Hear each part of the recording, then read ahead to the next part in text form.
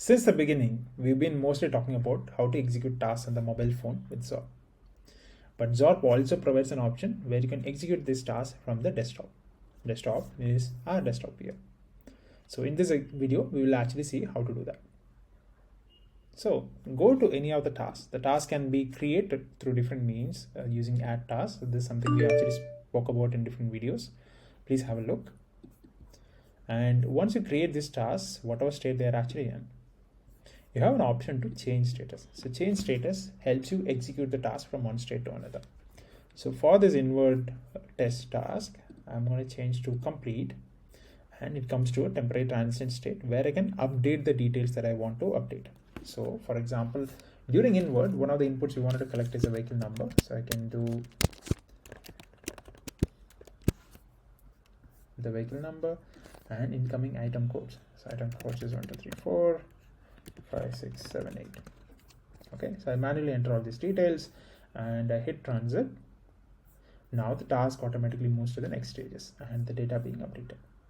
So this is just one step. When you have multi-step tasks, you do the same thing. It'll move to the second stage and you can enter additional information and to the third stage, etc.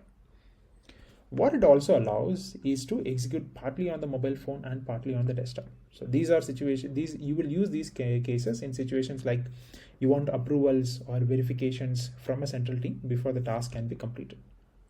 So in those cases, you will be able to execute part of the task from the mobile app. And final approval stages can only be allowed if allowed for roles which are in the central team. That means in the workflows, for specific transitions, let's say the approval transition, you can disable the execution users on the ground.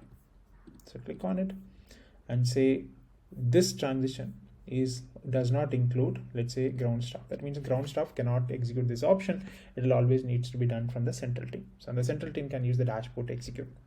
We spoke more about how to control this role-based access in a different video. So if you want more detail about it, please go and have a look.